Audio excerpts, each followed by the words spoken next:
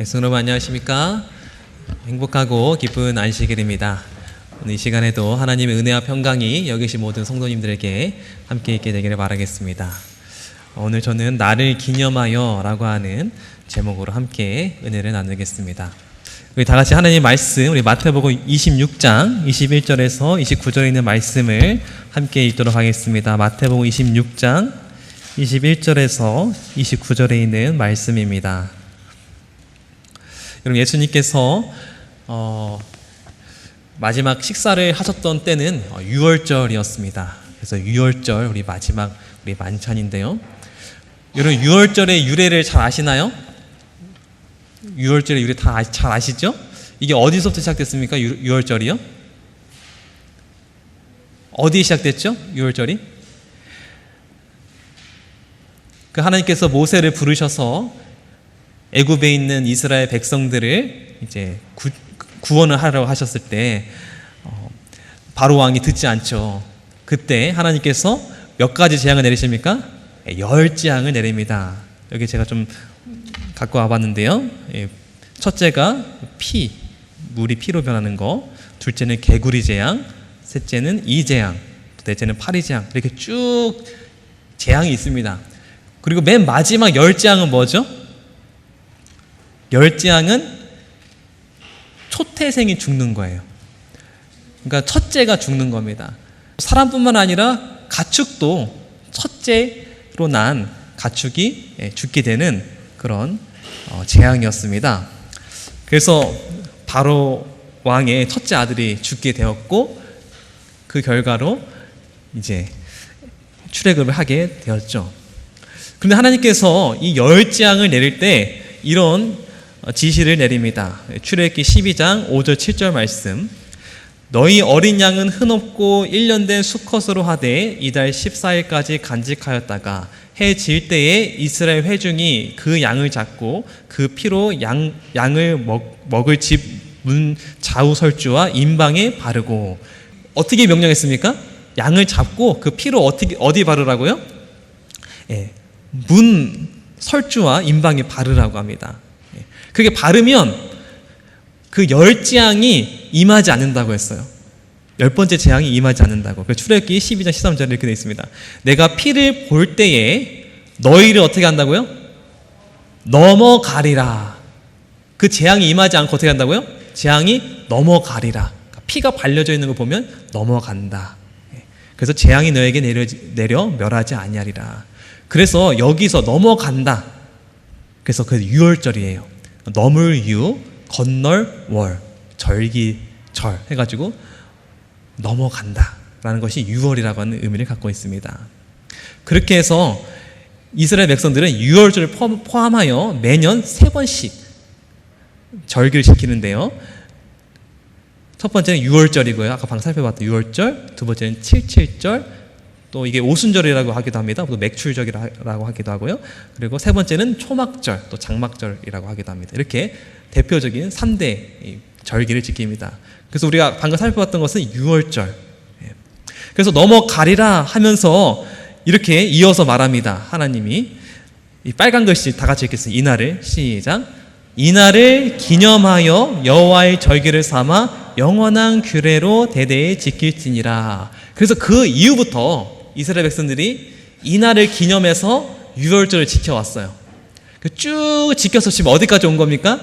예수님 당시 때까지 온 거예요. 그래서 예수님도 6월절을 지키기 위해서 제자들과 만났고, 이날이 바로 예수님과 마지막 식사였던 것이죠. 근데 예수님께서 이 마지막 식사, 이 6월절에 이런 의미심장한 말씀을 하십니다. 누가복음 22장 17절 19절 말씀을 다 같이 읽겠습니다. 시작. 이에 잔을 받으사 살해하시고 가라사대 이것을 갖다가 너희끼리 나누라. 또 떡을 가져 살해하시고 떼어 저에게 주시며 가라사대 이것은 너희를 위하여 주는 내 몸이니라. 너희가 이를 행하여 나를 뭐하라고요? 기념하라. 좀 전에 봤듯이 6월절 하나님이 기념하라고 했잖아요. 근데 이 6월절을 다시 누가 기념하라고? 예수님이 어떻게 하라고요? 이렇게 기념하라라고 말합니다. 그래서 6월절 기념을 이제 나를 기념으로 예수님께서 말씀을 하시는 거예요.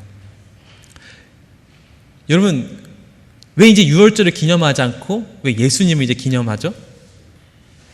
왜 예수님이 이렇게 명령하셨을까요? 여러분, 한 자전거가 있습니다. 근데 저희 자전거가 아니에요. 근데 주인에게 잠깐 허락받고 그 자전거 주인이 올 때까지 잠깐 빌려 탔어요. 재미있게 타고 있는데, 한참을 타고 있는데 그 자전거 주인이 나타났습니다. 그럼 그 자전거 돌려줘야 돼요? 아니면 제가 가져도 되나요? 주인이 오면 돌려줘야죠. 그 주인이 오면. 여러분, 이 유월절, 그 어린 양을 잡고 문설주에 발랐던 그 주인은 누굴까요? 그 어린 양이 누굴까요? 우리 고린도전서 5장 7절에 이렇게 기록되어 있습니다. 너희는 누룩 없는 자인데 새 덩어리가 되기 위하여 묵은 누룩을 내어버리라. 우리의 유월절 양 곧 누구입니까? 그리스도께서 희생이 되셨느니라. 다시 말해서 진짜가 나타난 거예요. 진짜가 나타난 거예요. 그러니까 이 유월절의 이 절기 형식이 어떻게 됩니까? 이게 이제는 이게 아니고 진짜 우리 예수님을 기념하는 것으로 이렇게 되어 있습니다. 그래서 저희는 지금 유월절을 절기를 지키지 않고 대신 우리가 성만찬으로 우리 함께 지키고 있습니다. 예수님께서 말씀하셨어요. 이 떡을 떼고 잔을 나누면서 나를 기념하라. 여러분, 기념하는 여러 방법들이 있습니다. 그렇죠? 여러 방법들이 있어요. 어떤 기념은 탑을 세워요. 그렇죠? 우리 대한민국 어떤 중요한 국경의 어떤 기념을 위해서 세운 비들이 많이 있죠. 이 비는 어떤 비일까요? 네, 3.1 운동 했을 때 기념비라고 합니다. 그리고 이거는 한국 그 전쟁 했던 그 비고요. 네. 이렇게 비를 세워가지고 기념하기도 하고요. 그 다음에 우리가 이제 충청 앞에 이제 60주년이라 가지고 기념 앨범, 그렇죠? 또 앨범으로 기념하기도 합니다. 한번 보신 적 있나요? 저희 앞에 데스크에 저희 60기념 있는데 한번 보시기 바랍니다. 우리 원내동 교회에 나왔어요. 우리 원내동 교회 가지고 이렇게 교우 일동에서 기념으로 이렇게 딱 나왔습니다. 이렇게 앨범으로 기념하기도 하고요. 또 어떤 기념이 있죠? 또 반지를 서로 이렇게 끼면서 기념하기도 하고요. 이런 반지 기념. 또 기념해가지고 기념 여행을 가기도 하고요. 그렇죠? 또 아니면 기념하기 위해서 어떤 장소에 가기도 하고, 어떤 음식점에 가기도 하고, 어떤 추억에 그런 것들을 하기도 합니다. 여러 기념하는 방법들이 많아요. 근데 지금 예수님을 기념하라고 했는데 어떻게 기념하라고 했습니까? 어떻게 기념하라고 했습니까? 이 떡을 먹고 잔을 마시면서 기념하라고 했어요. 우리 마태복음 26장 26절 28절 말씀입니다. 저희가 먹을 때에 예수께서 떡을 가지사 축복하시고 떼어 제자들을 주시며 가라사대 받아 먹으라 이것이 내 몸이니라 하시고 또 잔을 가지사 살해하시고 저에게 주시며 가라사대 너희가 다 이것을 마시라 이것은 죄사함을 얻게 하려고 많은 사람을 위하여 흘린 바 나의 피 곧 언약의 피니라. 여러분, 예수님께서 기념하라고 했는데 어떤 비를 세우지 않고 뭐 어떤 반지를 만들지 않고 이렇게 떡을 먹고 잔을 마시는 것으로 기념하라고 했을까요? 이 의미는 뭘까요? 나를 기념하라고 하는 의미를 우리가 한번 좀 살펴보면 좋을 것 같습니다. 떡을 먹으라, 잔을 마시라라고 하는 의미가 여기 보니까 어떤 의미입니까? 떡은 뭘 상징합니까? 나의 몸. 잔은요? 나의 피. 다시 말해서 떡을 먹으라, 잔을 마시라는 나를 먹으라, 나를 마시라 이런 의미인 거예요. 네. 여러분, 떡하고 이 잔은 우리 육신의 배가 먹을 수 있죠. 그렇죠? 우리 육신의 배도 있지만 또 어떤 배가 있냐면 마음의 배가 있습니다. 마음의 배. 또 우리 영혼의 배가 있어요. 떡과 잔은 우리 육신의 배죠. 그렇죠? 근데 나를 먹어라. 이 예수님은 어디에 채워 넣는 거예요? 네, 마음. 우리 영혼에, 우리 마음에 채워 넣는 것입니다. 다시 말해서 나를 기념하라. 이 떡과 잔, 나의 몸과 나의 피, 예수님을 먹으라는 것은 내 마음에 예수님을 채우면서 기념하라라고 하는 의미를 갖고 있습니다. 여러분, 우리의 마음, 우리의 생각에는 무엇으로 채우나요? 오늘 예수님께서는 우리 마음에 예수님으로 채우면서 기념하라고 말하고 있습니다. 우리 오늘 늦게 우리 모든 성도님들은, 저를 비롯한 모든 성도님들, 우리 예수님으로 채워서 우리 예수님을 기념하는 저를 되기를 간절히 바라겠습니다. 여러분, 여기 휘발유 자동차가 있습니다. 뭘 넣어야 됩니까? 휘발유를 넣어야 되죠? 휘발유 넣어야 되죠? 근데 만약 경유를 넣으면 어떻게 되죠? 이 자동차가 그냥 폐차를 해야 된대요. 들어가지 말아야 될 게 들어가면 이런 일이 벌어지는 거죠. 이 강아지는 지금 이제 죽기 일부 직전이에요. 왜 그랬냐면, 여기 보니까 주인이 간식 몰래 먹고 죽은 강아지라는데 사인은 뭐라고 합니까? 자일리툴을 먹어서. 강아지는 자일리툴을 먹으면 안 된대요.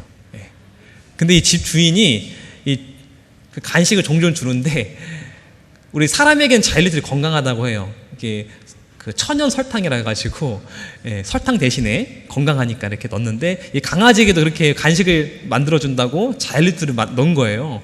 근데 알고 보니까 이 자일리툴이 강아지에게는 엄청 치명적이라고 하더라고요. 그래서 이걸 먹고 바로 이 강아지는 죽게 되었어요. 그러니까 들어가지 말아야 될 게 들어가서 이렇게 됐죠. 그리고 우리 몸에 들어가야 될 게 어떤 음식일까요? 우리 매일 햄버거를 먹는 사람과 매일 채소와 과일 먹는 사람, 어떤 사람이 더 건강할까요? 너무 당연한 거죠. 그렇죠? 매일 채소와 과일을 먹는 사람이 건강한 거죠. 그럼 마찬가지입니다. 우리 마음에 뭘로 채워야 될까요? 우리 생각 속에 우리가 뭘로 채워야 될까요? 오늘 예수님께서 나를 기념하라, 나를 먹으라 라고 하는 이 말씀은 우리 마음 가운데 예수님으로 가득 채우라 라고 하는 의미를 갖고 있습니다. 여러분, 우리 예수님으로 가득 채워주시는 여러분들이 간절히 바라겠습니다. 여러분, 예수님의 탄생과 죽음에 이르기까지 이 세상에 표현된 예수님의 모습들 정말 많이 있습니다. 탄생, 그리고 예수님의 유년 시절, 또 침례받는 모습, 또 어린아이들 사랑하시는 모습, 또 광야에서 시험 받는 모습, 또 문둥병자를 고치시는 모습, 또 혈루증 앓은 여인을 고치시는 모습, 가늠하다 현장에 잡혀서 정죄하지 않는 예수님의 모습, 십자가 지는 모습, 여러 가지 예수님의 모습들이 있는데, 여러분, 이 예수님의 이 많은 모습들을 우리 마음에 다 담아보기를 바라겠습니다. 예수님의 이 모습들을 하나하나 다 담으면 어떻게 될까요? 우리 마음이 어떻게 될까요? 너무너무 행복해질 것 같아요. 여러분, 이 다가 아니지만 이 중에 한 장면이라도, 하나라도 예수님을 우리 마음에 한번 담아보시기 바랍니다. 여러분, 꽃 한 송이라도 어때요? 꽃 한 송이만이라도 어떻습니까? 아름답죠? 꽃 한 송이만 있어도 너무나 아름다워요. 그와 마찬가지로 예수님의 한 모습, 그 한 모습이라도 내 마음에 딱 담으면 정말 아름다워요. 그런데 이 한 송이가 아니라 여러 송이가 담아있다면 얼마나 아름답습니까? 그렇죠? 여러분, 예수님의 아름다운 모습 하나하나, 정말 여러 아름다운 모습들을 우리 마음 가운데 가득 담게 되는 저 여러분들이 되기를 간절히 바라겠습니다. 예수님께서 나를 마시라, 나를 먹으라 라는 것은 나를 마음에 담으라 라고 하는 것 같아요. 그래서 예수님은 제자들이 아름다운 것을 담아내기를 바라셨습니다. 여러분들, 우리도 우리 마음 가운데, 우리 영혼 가운데 정말 아름다운 것들로 가득 차서 아름다운 것을 담아서 정말 아름다운 하나님의 자녀가 되길 바랍니다. 그러나 이 제자들 가운데 아름다운 것을 담지 못했던 한 제자가 있었죠. 우리 요한복음 13장 2절 말씀입니다. 다 같이 읽겠습니다. 시작. 마귀가 벌써 시몬의 아들 가룟 유다의 마음에 예수를 팔려는 생각을 넣었더라. 가룟 유다 마음 가운데는 예수님을 담아내기보다 어떻게 합니까? 예수님을 버리고 있어요. 예수님을 담아내는 것이 아니라 예수님을 버립니다. 예수님을 팔려고 해요. 여러분, 이 그림은 보티첼리의 지옥 지도라고 합니다. 이 지옥 지도를 가만히 살펴보면 9개의 옥이 있는데 첫 번째 맨 위는 림보 옥이라고 하고요. 그 두 번째 옥은 유욕자의 옥이라고 하고요. 세 번째는 탐욕자, 또 네 번째는 축제자, 낭비자, 그리고 다섯 번째는 분노자, 우울한 자, 또 여섯 번째 옥은 이교자, 회의주의자, 또 7옥은 폭력자, 자살, 남색한 자, 하나님을 모독한 자, 그리고 8옥은 사악한 자, 뭐 여러 가지 이제 이렇게 있습니다. 그리고 이제 마지막 9옥은 뭐냐면 최악, 정말 뭐랄까요, 가장 악독한 죄인들이 들어가는 것이 9옥이래요. 근데 9옥은 어떤 사람이 들어가요? 이 그림에 배신자가 들어가는 옥이, 작품을 그린 이 사람의 생각에는 가장 최악의 죄는 배신하는 거라고 해요. 그래서 이걸 좀 확대해 보면 이 9옥인데요.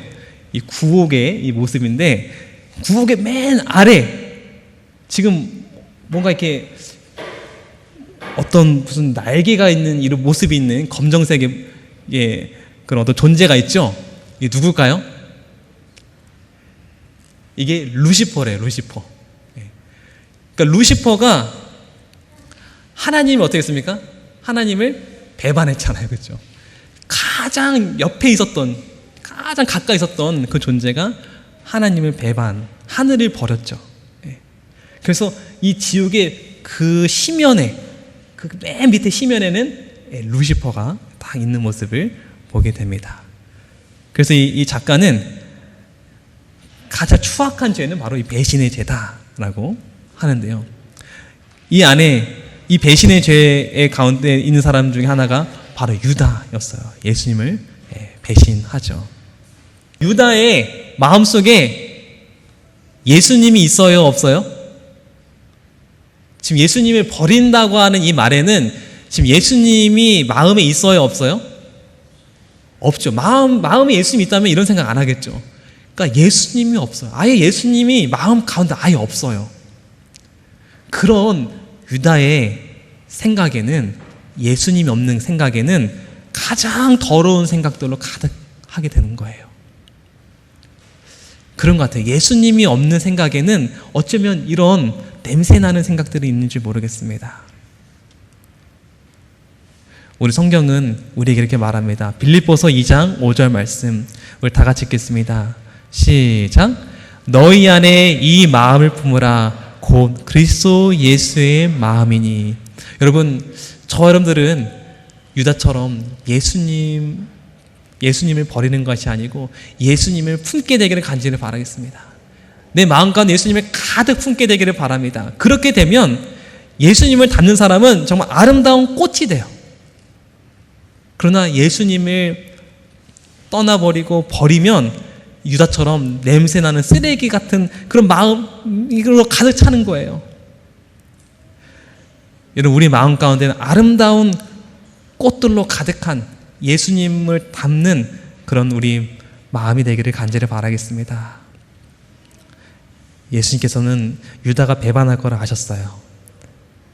그러면서 식사 중에 이렇게 말씀하십니다. 너희 중 하나가 나를 팔리라. 모두 제자들이 충격을 받았습니다. 누가 그런 생각을 했을까? 예수님을 판다라는 생각에는 여러분 예수님이 없는 거예요. 여러분, 최근에 이런 기사가 있었습니다. 아파트 9층서 강아지 2마리를 던져 죽여 한 마리는 겨우 구조. 여러분, 어떻게 이렇게 할 수 있을까요? 아파트 9층에 강아지 2마리를 던졌어요. 여러분, 이 주인의 마음에는, 생각에는 이 강아지가 있어요, 없어요? 없으니까 이렇게 하는 거예요. 있었더라면 이렇게 하지 않았겠죠. 없었기 때문에 이렇게 되는 거예요. 다시 말해서 예수님 말 속에 너희 중에 나를 팔리라, 그 파는 마음 속에는 예수님 마음에 있는 거 없는 거예요? 없는 거예요. 없는 거예요. 그래서 이 말씀은, 이 말씀은 너희 중에 하나가 나를 팔리라라고 하는 이 말씀은 이런 말이기도 합니다. 너희 마음에 예수님이 있느냐? 이런 질문이 돼요. 그래서 오늘 나를 기념하라 라고 하는 말은 나를 마음에 두라 라는 말이고요. 그리고 나를 마음에 두어 아름다운 꽃이 되어라 라는 말이기도 합니다. 그래서 고린도후서 2장 15절 보면 어떤 사람의 마음에는 사망에 이르는 냄새가 나고 어떤 사람의 생명에 이르는 냄새가 난다고 합니다. 우리 마음에 정말 예수님이 있는가? 오늘 어쩌면 예수님께서 우리에게 물어보는 것 같습니다. 여러분, 우리 마음 가운데 예수님이 계셔서 사망의 냄새가 아니라 우리 생명의 냄새가 나는 저 여러분들 되기를 간절히 바랍니다. 너희 마음에 예수가 있느냐? 이런 질문을 만약 예수님께서 오늘 지금 우리에게 하신다면 우리는 어떤 대답을 할 수 있을까요? 만약 예수님께서 너희 중에 하나가 나를 팔리라 라고 말했을 때 이렇게 말한다면 예수님 무슨 말씀을 하십니까? 저는 예수님을 마음에 두고 있죠. 저는 예수님을 당연히 사랑하죠. 저는 이미 목숨까지 바칠 마음이 있습니다 라고 우리가 말할 수도 있습니다. 근데 오늘 우리 본 말씀에 제자들은 이렇게 말하지 않았다고 해요.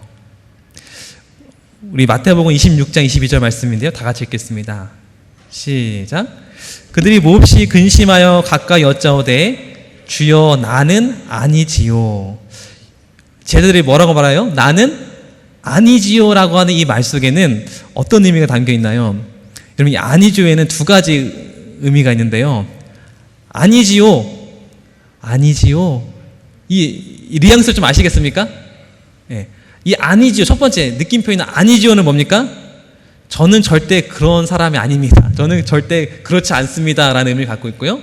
아니지요 라고 하는 이 물음표에는 제가 정말 그런 사람이면 어쩌죠? 이런 염려와 근심이 담겨 있어요. 예. 여러분, 제자들은 지금 첫 번째 아니지요 느낌표인가요? 두 번째 아니지요 물음표인가요? 우리 본말씀 보니까 물어볼 때 어떤 마음이었대요? 몹시 근심하여. 예. 그래서 이 11제자는 아니지요? 이렇게 근심하면서 자신을 살피며 정말 나면 어떡하지? 정말 그게 나면 어떡하지? 라고 하면서 자기를 살피면서 이렇게 조심스럽게 물어보는 겁니다. 근데 이제 각각 물어보다가 마지막에 유다가 말해요.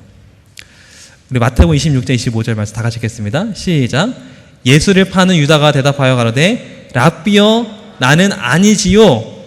대답하시되 내가 말하였도다. 딱 드러났죠. 유다는 알 거 아니에요. 그렇죠? 유다는 알 거 아니에요. 내가 말하였도다. 근데 유다는 어떻게 합니까? 제가 맞아요 이랬어요? 제가 맞아요, 제가 맞습니다 이랬습니까? 아니에요. 아닙니다. 그렇죠? 아니지요. 그렇죠? 저는 아니에요. 예. 그래서 제가 이렇게 한 명 제자 유다는 이쪽이에요. 예. 여러분, 하나님께서 저 여러분들에게 말씀을 통해서 혹은 기도를 통해서 어떤 세미한 음성을 주셨을 때 11제자처럼 주님 접니까? 이렇게 근심하며 겸손히 그 말씀을 받아들이는 저 여러분들이 간절히 바라겠습니다. 저는 절대 그런 사람이 아니에요. 이렇게 아니고요. 겸손히 주님 그게 접니까? 그렇다면 주님 저를 용서해 주세요 라고 하는 그런 겸손한 마음이 저 여러분들에게 있게 되기를 간절히 바랍니다. 여러분, 질문하겠습니다. 성경 모든 말씀은 누구를 위해 있나요? 성경 모든 말씀은 누구를 위해 있나요? 제가 보기를 좀 드리겠습니다. 이 사람을 위해서 있나요? 저 사람을 위해서 있나요? 요 사람을 위해서 있나요? 아니면 나를 위해서 있나요? 이 보기 중에 모든 말씀은 누구를 위해서 있나요? 사실은 맞습니다. 나를 위해서 있는 거다. 저 사람을 위해서 있는 게 나를 위해. 그러니까 저 사람이 아니고 나예요. 그러니까 우리가 말씀을 보거나 듣거나 기도할 때 누구한테 적용해야 돼요? 정말 중요한 것은 나한테 적용해야 돼요. 이게 중요한 자세인 것 같아요. 그 열한 제자처럼 그게 납니까? 나였습니까? 이렇게. 오늘의 말씀은 나에게 주신 하나님의 음성이라는 사실을 여러분 기억하게 되는 간절히 바랍니다. 너희 중에 하나가 나를 팔리라. 이 말씀은 사실 나에게 대한 하나님의 말씀이라고 생각합니다. 저희 우리 영적 친교 우리 보면 우리 말씀 나누기 전에 제가 이렇게 파란색 글씨로 이렇게 돼 있죠. 우리 말씀을 나눌 때 어떻게 나누라고 제가 조금 이렇게 참고했습니까? 다른 사람에 대한 이야기, 가르치거나 교훈을 주려는 이야기가 아닌 누구 이야기요? 오늘 하나님이 나에게 주신 은혜를 나누라고. 그래서 제가 이렇게 적은 겁니다. 또 예수님이 오늘 나에게 해주신 사랑의 음성을 나누는 것입니다. 이것이 정말 될 때 어떤 일이 벌어지냐면 나에게 적용하고 그렇게 됐을 때 아주